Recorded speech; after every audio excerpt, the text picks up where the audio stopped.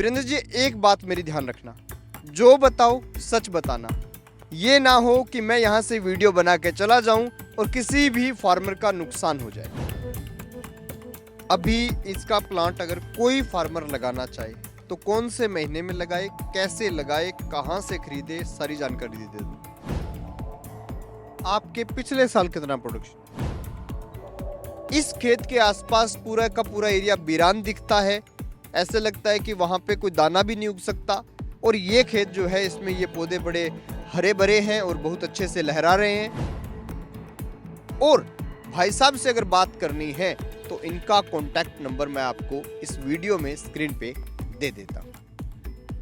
3, 2, 1, go। नमस्कार, आप देख रहे हैं एबीसी इंडिया। मैं अमित भोबिया। इस वक्त मैं राजस्थान के हनुमानगढ़ जिले में हूँ। यहाँ के किसान जो हैं वो अपनी इनकम को बढ़ाने के लिए अलग अलग एक्सपेरिमेंट करते रहते हैं। और इस वक्त मैं जैतून के एक फार्म में हूँ, यानी आप कह सकते हैं कि ओलिव प्लांट मेरे पास में है।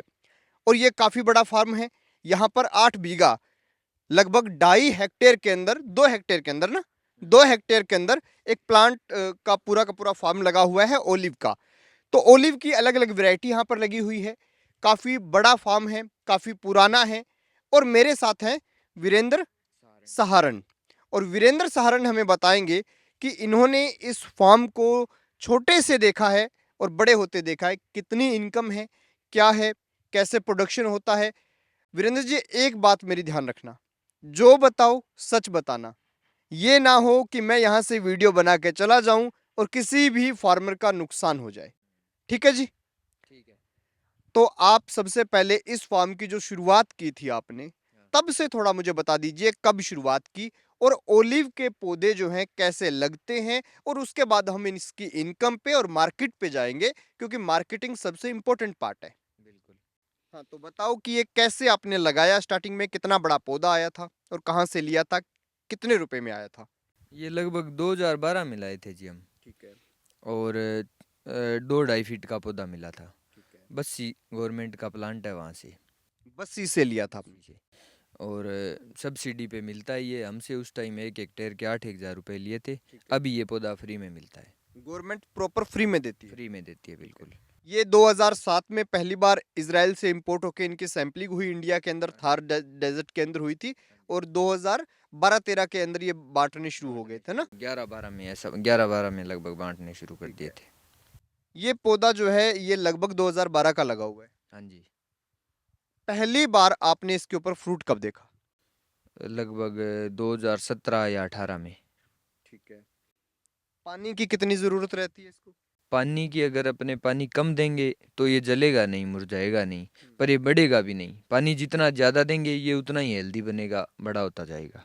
ठीक है। ज्यादा फ्रूटिंग कौन से प्लांट्स पे, हेल्दी वालों पे होती है या जो झाड़ी नुमा छोटे प्लांट रह जाते हैं उन पे? अलग अलग वेराइटी है, 4 वेराइटी हैं इनमें। अच्छा। सबसे जो झाड़ी नुमा या जंगली सा कह दें, बर्निया होता है, अच्छा। उसके बहुत कम फ्रूटिंग हो रही है। ये कौन सा प्लांट है? ये कोरोनिक की है शायद। अच्छा। और कौन सी वैरायटी होती है? अरबिक्यूना, बर्निया, कोरोनिक की और कोरोटीना, 4 वेराइटी लगी हुई है अपने। इनमें से आपको कौन सी वैरायटी बेस्ट लगती है?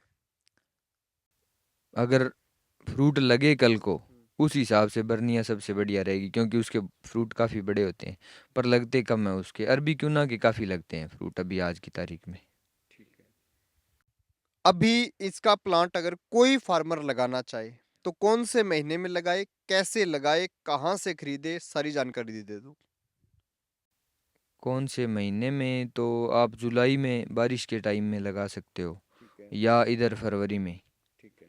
लगा सकते हो, उस टाइम सही रहेगा। खरीदे कहाँ से? बस्सी, बस्सी गवर्नमेंट प्लांट है वहाँ नर्सरी से। ठीक है, बस्सी नर्सरी हाँ से। जी। उसके बाद में उसकी केयर कैसे करनी रहती है, क्या रहता है पूरा प्रोसेस? केयर ये इतना मतलब नाजुक पौधा नहीं है कि अगर अपने ढंग से भी ना करें तो जल जाएगा। बस साफ सफाई और पानी प्रॉपर मिलता रहे, खाद मिलती रहे गोबर की, तो ये अच्छा बढ़ जाएगा। कितनी कितनी दूरी पे आपको लगाने रहते हैं? ये हमें दिए थे 10 मीटर, तो लाइन से लाइन, और 3 मीटर पौधे से पौधा। ठीक है। पर उस टाइम पौधे ज़्यादा देते थे, अभी थोड़े ये चौड़ाई बढ़ा दी, अच्छा। 10 की जगह शायद 12 कर दी और 3 की जगह 5 कर दी। पौधे थोड़े कम मिलते हैं बीघा के हिसाब से, तो ये रहे लगभग। आपने ये लगाया, आपको ये सही लगा कि इस हाइट से या इस लेंथ से लगाएं तो बेस्ट रहेगा, या बीच में भी लगा सकते थे?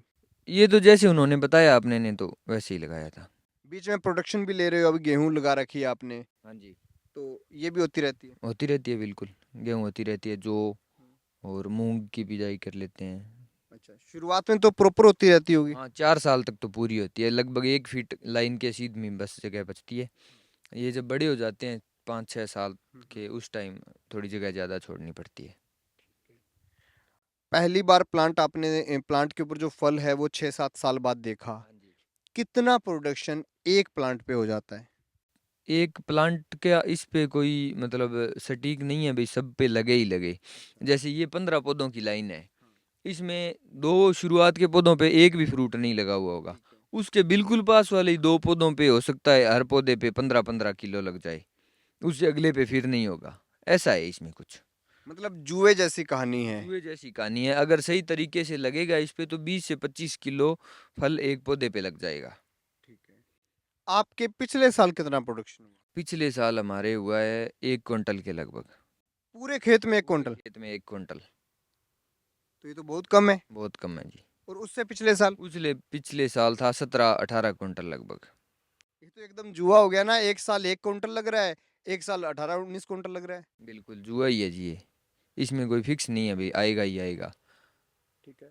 अगर कोई फार्मर सोच रहा है कि मुझे लगाना है, आगे चलते हैं, कोई फार्मर सोचता है कि मैं लगाना है, तो आप उसे क्या सजेशन देना चाहिए कि किस फार्मर को लगाना चाहिए, किस फार्मर को नहीं लगाना चाहिए? वो जितना लगा दे हम्म, उसको भूल जाए 10-12 साल के लिए, ठीक है। उससे कोई कमाई की उम्मीद ना रखे, वो ही लगाए। क्या पता 10-12 साल बाद तक इसमें आने लग जाए, उससे पहले कोई उम्मीद ना रखे कमाई की। आप सोचते हो कि आपने इससे कोई कमाई नहीं की? मतलब मेरे और खेती है, काम धंधे है, तो मेरा काम चल जाएगा। अगर कोई किसी किसान के पास 20 बीघा जमीन है, 10 बीघा है और उसमें वो लगा के बैठ जाए, तो वो ना लगाए बिल्कुल भी। उसको बिल्कुल कमाई नहीं, उसकी दिहाड़ी भी नहीं निकलेगी जो यहाँ खेत में घूम रहा होगी उसकी। आपने नहीं सोचा कि अभी ये प्लांट प्रोडक्शन तो दे नहीं रहे, किसी साल 18 क्विंटल हो रहा है, किसी साल 1 क्विंटल हो रहा है, तो इनको उखाड़ के फेंक दूं? नहीं, लोग कहते हैं भी उखाड़ के फेंक दो, पर हमें उम्मीद है भाई, इसकी उम्र है लगभग 400-500 साल, और उम्मीद है हमें भी कभी ना कभी एक दिन ऐसा आएगा जिस दिन इसका फ्रूट सेट हो जाएगा और हमें उत्पादन मिलना चालू हो जाएगा। क्योंकि जिस दिन होगा उस साल ये पीछे के सारे नुकसान पूरे कर देगा। क्या रेट बिकता है ये? जैतून हरा और जैसे बैंगनी जैतून 200-250 रुपए किलो के हिसाब से बिक जाएगा। तो रेट तो बहुत जबरदस्त है। बहुत ज़बरदस्त रेट है, बस लगने की देरी है। अच्छा, और इसका तेल जो है वो किस रेट बिकता है? आप तेल भी निकलवाते हो? तेल 2000 रुपए लीटर के हिसाब से बिक जाएगा। निकलवाते कहाँ से हो?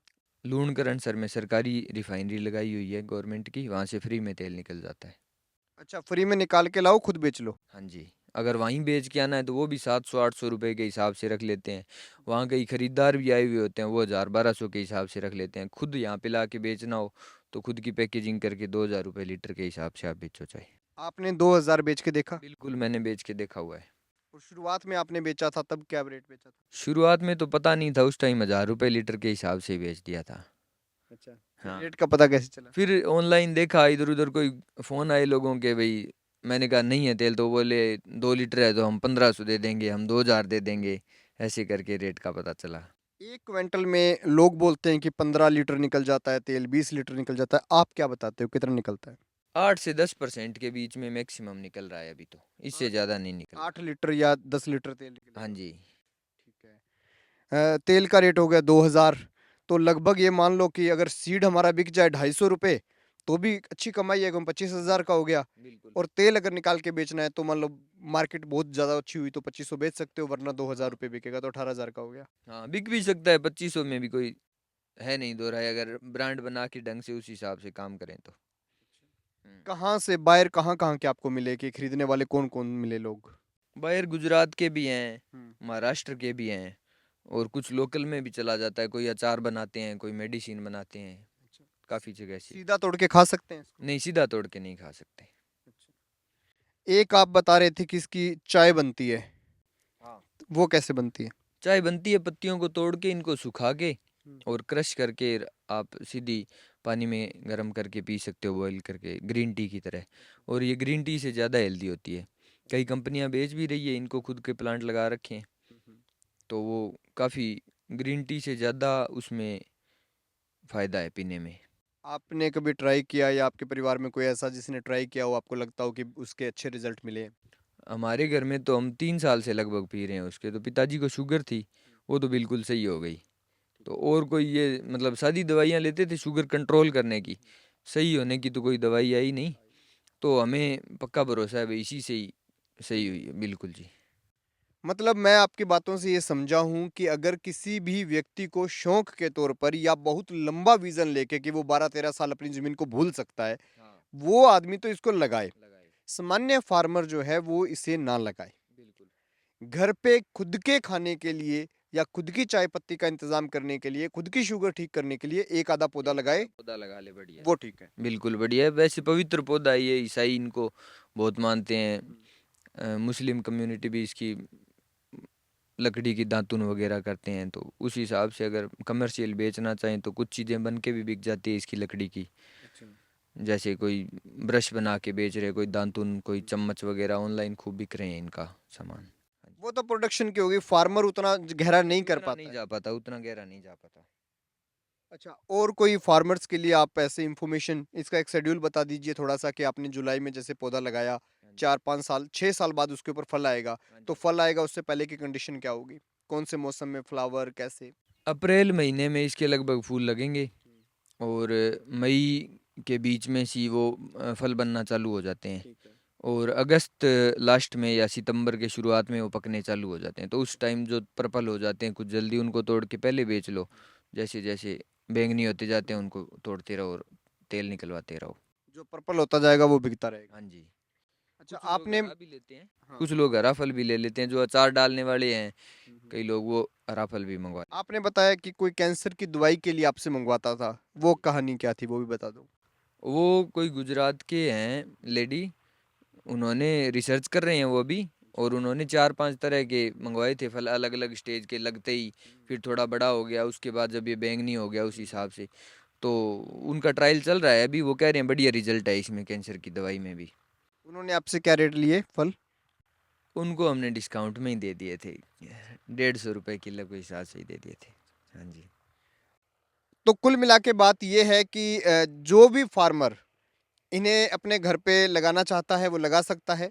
शौक के तौर पे जो लगाना चाहता है, जैसे इन्होंने विज़न ले रखा है कि 50 साल बाद मैं ना कमाई करूँ तो मेरे आने वाली पीढ़ी कर ले, ऐसा कोई विज़न रखता है तो वो लगा सकता है।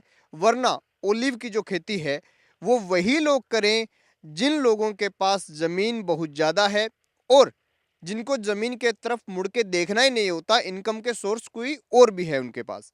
हालाँकि छोटे फार्मर अगर लगाना चाहते हैं तो वो अपने खेत के आसपास मेड़ के ऊपर लगा सकते हैं, क्योंकि इसके अंदर अगर प्रोडक्शन हुई तो बहुत ज़्यादा होगी और अगर नहीं होगी तो नील बटे सन्नाटा, कुछ भी नहीं मिलने वाला, ये इन्होंने मुझे बताया है। फ्लावर जब आते हैं तो कितनी मात्रा में आते हैं, क्योंकि पता लगता है कि आपका खेत एकदम सफ़ेद दिखता है। हाँ, काफ़ी मात्रा में आते हैं फ्लावर। अगर उनमें से 5% भी रुक जाए तो पौधे के 20-25 किलो फल लग जाता है, ये कहना है अधिकारियों का। और 5% रुकते नहीं है। रुकते नहीं है, 5% गिर जाते हैं, लगभग ही गिर जाते हैं वो। 15-16 साल से ये भी तो प्रयास कर रहे हैं कि इनके ऊपर लगे हुए फल जो है वो रुकें। खैर, इनका फॉर्म बहुत अच्छा है, पौधे काफ़ी अच्छी ग्रोथ किए हुए हैं और पौधे जो हैं वो काफ़ी बड़े भी दिखाई दे रहे हैं। पानी अधिकारी ने बोलते हैं कि ज़्यादा पानी की ज़रूरत है नहीं, लेकिन इधर की साइड के जो पौधे हैं इनमें इन्होंने बताया कि ज़्यादा पानी लगता है, इस वजह से काफ़ी हैवी दिखते हैं। और दूसरी साइड के जो पौधे हैं उनमें पानी कम लगता है, इसलिए वो छोटे दिखते हैं और छोटे पौधे में कुछ भी नहीं लगता। छोटे पौधे में जो बीज के साइज के हैं उनमें बढ़िया लगता है। जो बड़ा हो गया बर्निया, उसके कुछ नहीं लगता। इनको 10 से 12 फीट से बिल्कुल ऊपर, छोटे रह गए, 10-1 फीट से ऊपर हाइट जाने नहीं देनी होती इनकी। बिल्कुल छोटे रह बिल्कुल गए। छोटे के भी कुछ नहीं लगता। बीज का मीडियम साइज है, उसी में हाँ, लगेगा। उसी में लगेगा। ठीक है। खैर दोस्तों, आपको बहुत सिंपल तरीके से जानकारी दी गई है, बहुत सिंपल सी बातें आपको बताई गई है। इस खेत के आसपास पूरा का पूरा एरिया वीरान दिखता है, ऐसे लगता है कि वहां पे कोई दाना भी नहीं उग सकता। और ये खेत जो है इसमें ये पौधे बड़े हरे भरे हैं और बहुत अच्छे से लहरा रहे हैं। लेकिन प्रोडक्शन की बात ऐसी है कि अगर आप में धैर्य है और धैर्य बहुत लंबा है तो आपको प्रोडक्शन मिलेगा, वरना आपको प्रोडक्शन नहीं मिलेगा। खैर, ये जानकारी कैसी लगी कमेंट सेक्शन में जरूर बताएं। और भाई साहब से अगर बात करनी है तो इनका कॉन्टैक्ट नंबर मैं आपको इस वीडियो में स्क्रीन पे दे देता हूं। देखते रहिए एबीसी इंडिया।